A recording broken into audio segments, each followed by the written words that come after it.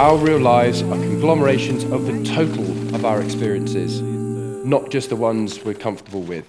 And experiencing this real life with all of its trials and tribulations and exciting moments and hideously embarrassing moments is totally important to becoming a well-rounded person. So one person's on the fire. What else needs to happen right now? Behind the face.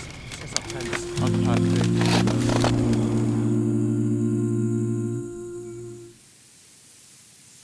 Morning guys, welcome to Tankavara. It's day one. Yesterday was our travel day, really long day overall, but very successful as well. Got in quite late here, had supper, went straight to bed. Today we are out and about. We're going to do a site orientation, get all the safety stuff down so everyone knows where to go and what to do when they need to, and then we're going to get out on the skis like this afternoon. In the snow, there's a smart now got me too.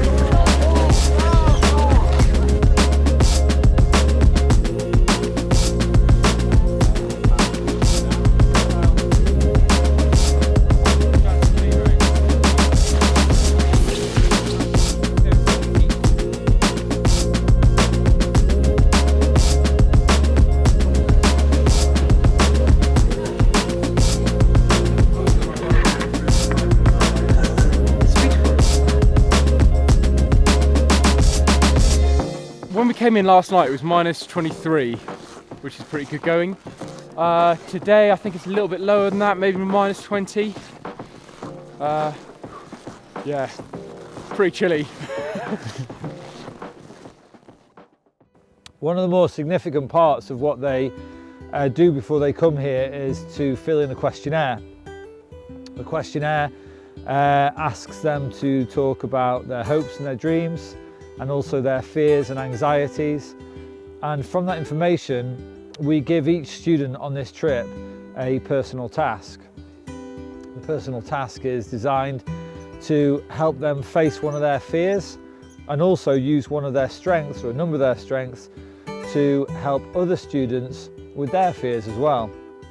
It's a really cool thing because what happens is you create this kind of spider web of service and compassion amongst the team, and it helps them to gel together really well, and then they're also looking out for each other in different ways. Some ways that the other student who may be getting help from someone else, they may not know that that person is assigned to help them, and so the students are working away in secret, helping one another out. It's a really awesome thing to kind of lithify the group together and to raise them all as well. No one gets left behind. The levels of achievement are really high, and spirits are high as well, which is really awesome. Right, so fighting. Oh, loop this. So we're just getting ready to do some cross-country skiing for the first time, and a lot of the kids have said they'd skied before, which is great, but it doesn't really matter because I've skied before, and when I did it last year I was horrible. It's quite a hard activity, but it's really, really funny, and it's really enjoyable. I'd be surprised if someone doesn't fall over. It's like everyone will fall over. And it's quite hard to get back up again as well because of how soft the snow is. So you have to turn onto your side and find a good way to push yourself back up because it's really hard.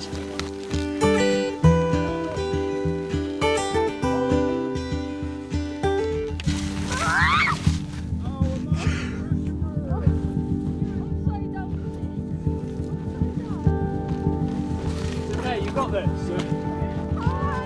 Of course, he did. Okay, Amara, you got this.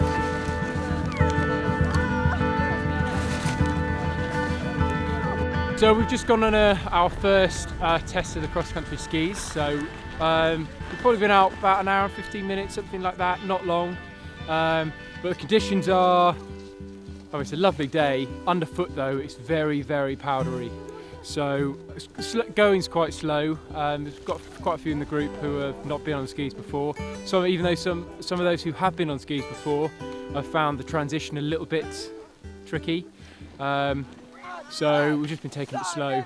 But what's really great is that it's really galvanised. Everyone's helping the team out. People are stacking it left, right, and centre. So we're just immediately getting stuck in and pulling people back up. So that's really great for us to see. Wow, that is. It's like It's so impressive.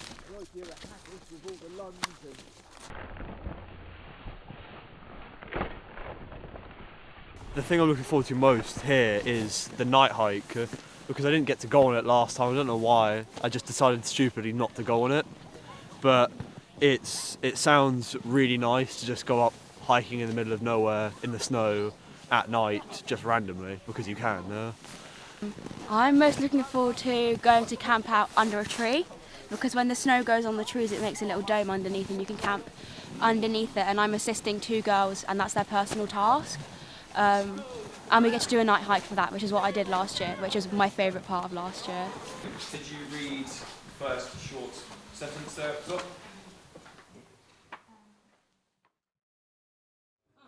Day 2, the students learn how to build a quinzy. So they're building snow shelters, and there are a few different things they can do with that. There's a simple one which is called the snow grave, where you just dig a hole and you basically get in it. We put tarpaulins down so the students don't get wet and they can sleep on top of that. And if the northern lights are out with the stars, they get a brilliant show. If it's snowing, then you wake up in the morning covered in snow, which is quite cool as well. The quinzies take a bit of time to build, usually the whole day. But if they build them correctly, it could be minus 50 degrees outside, and inside the quinzy it'll be 0 degrees. We've even had it up to 2, 3 or even 4 degrees if they build them really, really well. When would the hole be intact but there's actually collapsed? Roof is caved in but the tunnel hasn't. So what have you been taught in the airport that you know to always do to make sure you know if there is a collapse or not? You have to have eyes on them at all times, okay? So we've just started building quinzies, which are little shelters that you dig into a pile of snow. And it's a really challenging activity because it's probably the most dangerous one that we do, in the fact that there's a very slight chance that if it's dug incorrectly, snow can collapse in and fall on the person in there. But everyone seems to be doing really well. There's a lot of good teamwork going on, lots of nice supporting of each other. And because we've gone down, it's actually softer. Because we've gone.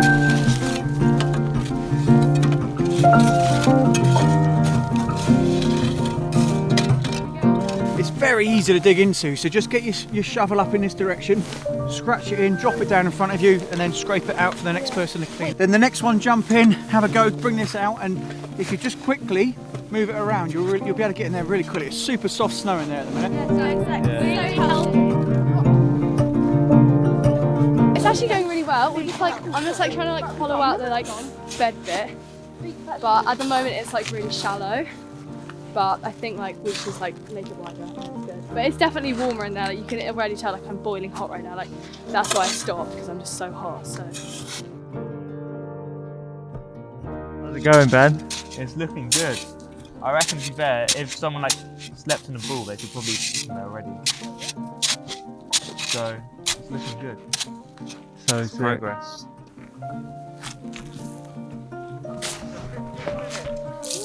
Olive, we have 15 minutes.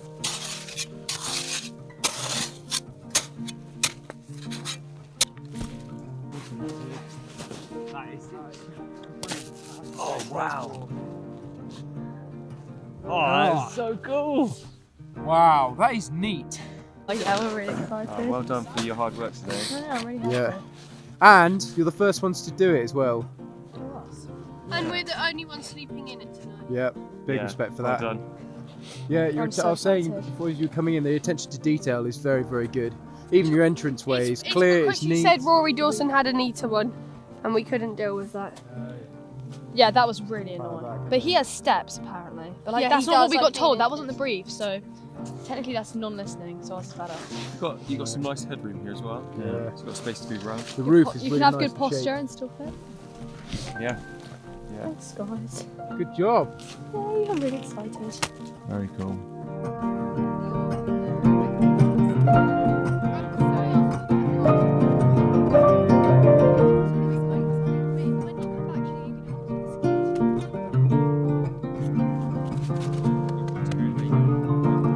Hopefully we're all going to try and stay the whole night.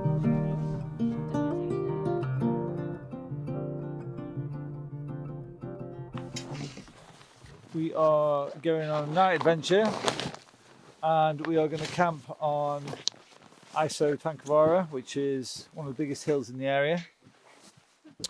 And we're packing our gear, so we're taking sleds because some of the gear can be a bit heavy or just bulky.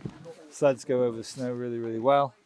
And hopefully going to go up there, make a fire, have a nice hot drink, enjoy the Northern Lights. So we're going to take some reindeer skins with us because the reindeer skins will insulate us from the cold. So we put those underneath us when we're bedding down. We've got a trangia and some gas to do some hot water so we can make some tea. And just enjoy the evening together.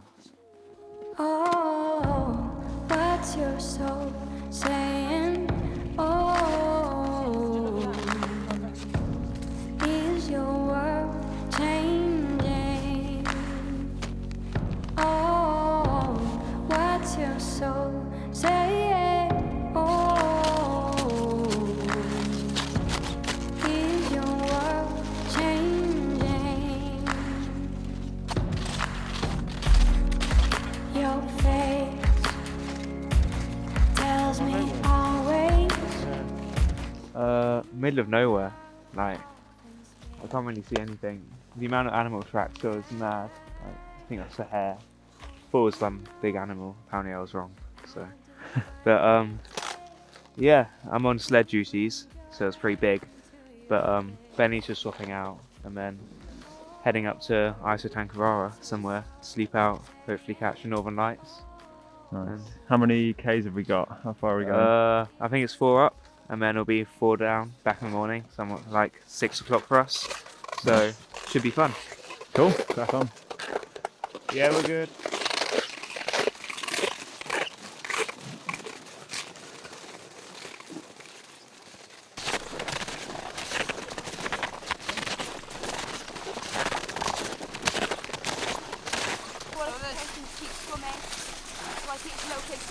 Sometimes as well.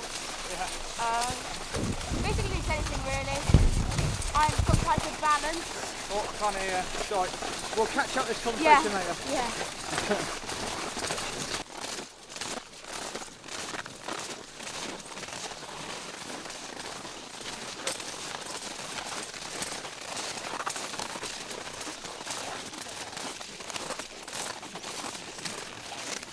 Do we want to just stay on the path where we've got a nice skidoo trail, or do you want to cut across to try and pick it up on the other side? What's the safest option? Path. Yeah. Obviously, that'll take way less time. And just pointing out the fact that we are going wrong. Well, we're not going wrong, but we're going off the GPS path. Okay, so you've made an observation using your compass, which is really good. And then you've checked your GPS and map, and then make a decision. Let's stay on this because it'll take us quicker. If it starts heading us off in the wrong direction, completely wrong direction, then we can reassess. Don't forget you've got other things in your arsenal. You can count the contours, so you're looking at elevation and altitude. And also you can use your pacing as well. So for example, there's a kink in that path up ahead. You can measure the distance from here to that kink in the path, what orientation that path changes to. So it changes to, from here, a more northeasterly direction. Work out the distance from here to that kink in the path is so many paces, or so many meters. Then work that out in your paces. Pace it, and then when you get to that junction, you can confirm it by when the path direction changes. Get your compass out and check the azimuth of which way that path is heading. Yep. So tonight we're out with our young leaders. The young leaders are doing a self-development program which allows them to become outdoor leaders. So recently they've been to the Peak District and they were doing micro-nav on Kinder Scout and other places like that. Here they're back in the Arctic. They came on the Arctic a year ago, where they were doing the basic personal development course, which teaches them about their strengths and their weaknesses and how to do risk assessments and overcome some of the challenges. This time they're out navigating at night, and we're going to wild camp in a little bunker which is just over the top of this hill. But this gets them into the practice of being confident out in the night time, navigating your way through the snow, using the tools that you got like your snowshoes and other bits of equipment, pulling sleds and then setting up a camp in the middle of the night. Right now it's minus about 20, 22 degrees. It's going to drop down to about minus 26, minus 27. That's without the wind chill. So they've brought with them the right equipment. They've got some reindeer skins, we've got some tarpaulins and some bivvy bags. We're going to light a fire, have some hot chocolate, and they're just getting into the practice of looking after themselves and just building that confidence when they're outside in the winter. Yeah, good job, Seb. Right. Plan of action. Someone talk. What do we need to do right now? Okay, so one person on the fire. What else needs to happen right now? A wee. And what else? Need some milk. We need to have a hot chocolate. Come on, in order. What do you need to do? We put our snowshoes away. Tidy place. Set up tents. Unpack things. Okay, give yourselves a job. Divide it between the 4 of you and go to work. My eyes are wide open. I see you clear. My toes touch the same floor. Our world has been shaken up.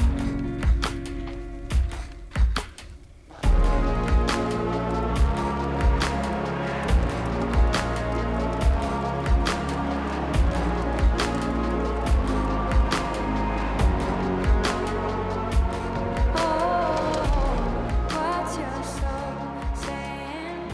Oh, is your world?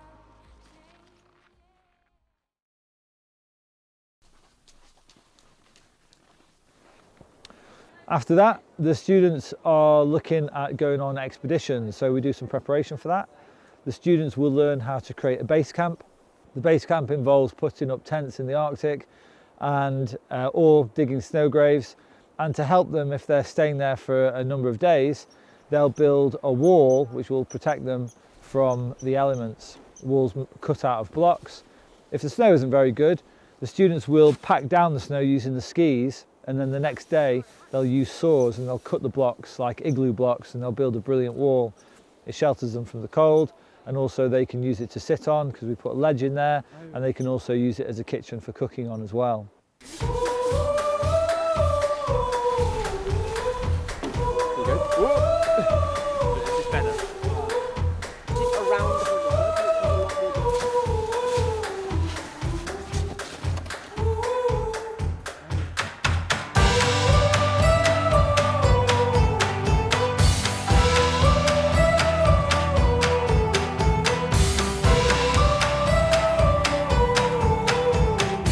How we doing, Josh? This is amazing. This is, whoop, spoke too soon. this bit's struggling. I think this is the most efficient system I've ever seen on a polar base camp. We got this up in about an hour and 15 minutes. This is the last level, and then we're going to start on the other side. So yeah, I'm really impressed. What I'd really like to try and achieve is, once we've got this side of the base camp done, we'll do the other side. What we never get to do is build the sides of it. So instead of wind coming from this direction, which today it is, if it blasts this chevron, it will eddy round. And if we've got any tents in at the sides, they'll just get flattened. So if we've got time, I would love to build some chevrons on the sides as well, which we never have enough time in the day to do that. But with this efficiency, I think we might get it done. So pretty impressed with that. Yeah, everything's working really well. Nice. Apart from James. James! I knocked like one brick off this one time about 5 years ago. So you'll have a word with your apprentice. You'll never make it in the shade. Get off my job site now. Yeah.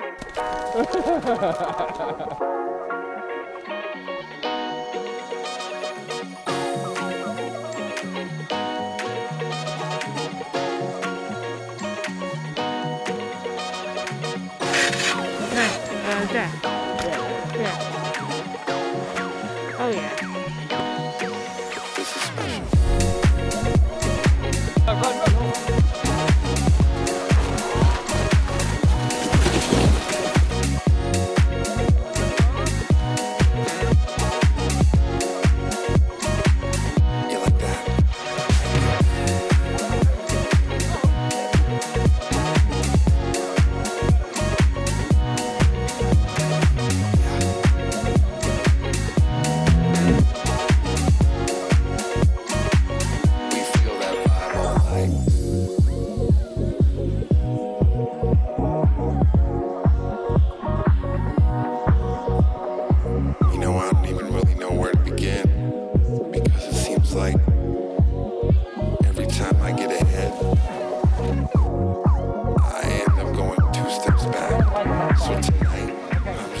going slow, okay?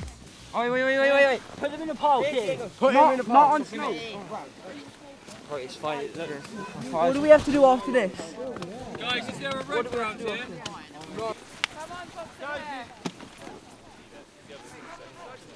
We've literally just hold the knife. I'll pull it. Don't hold that as well. Right, so the idea is, right? Keep giving it in. Give it in, give it in. What are they doing? Good.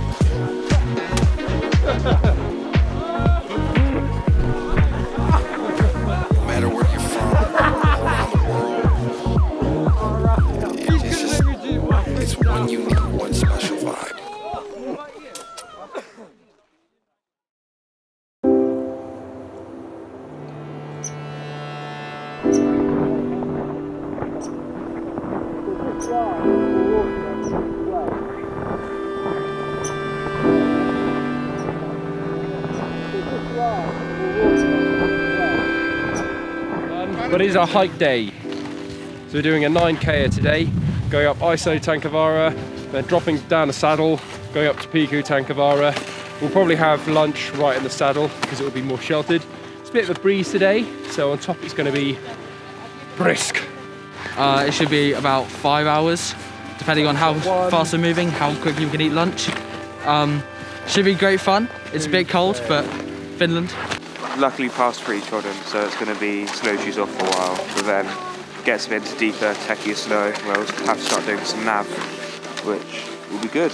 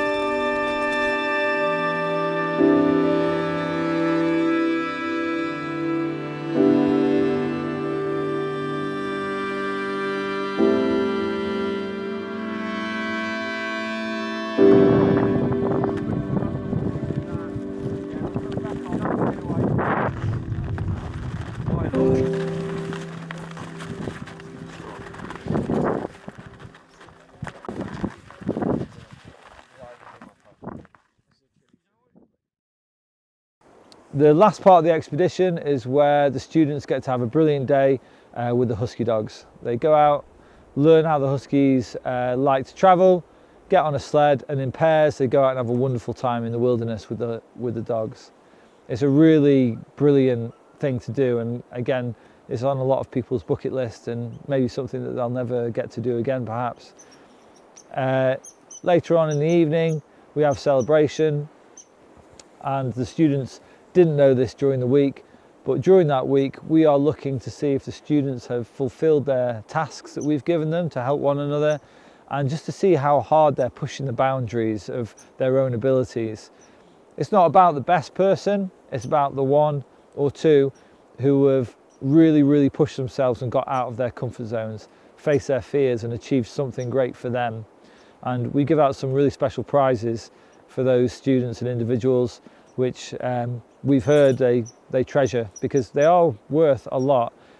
Those prizes are usually really lovely knives, and giving a knife to someone for us means that we trust them, and we also respect them, and that they're able to do great things. So it's a really nice thing to take home with them at the end of the week.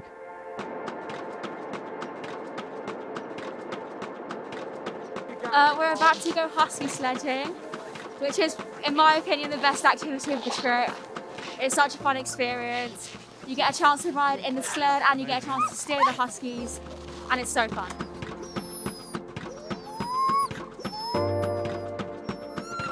What are we up to today, Ian?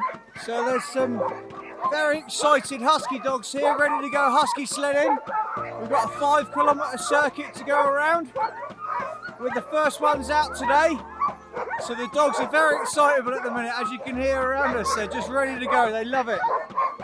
Perfect conditions apparently for the Huskies. A little bit cold for us maybe.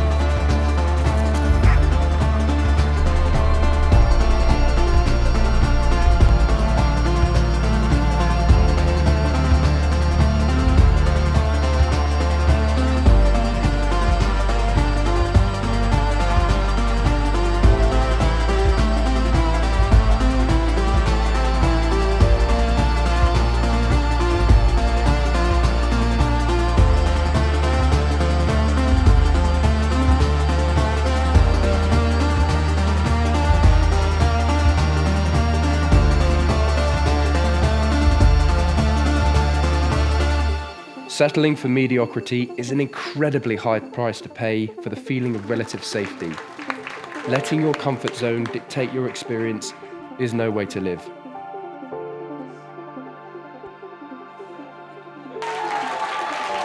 Stepping outside your comfort zone helps you to learn how to deal with change and thereby expand your comfort zone. Life's full of change, so be comfortable in its unpredictability.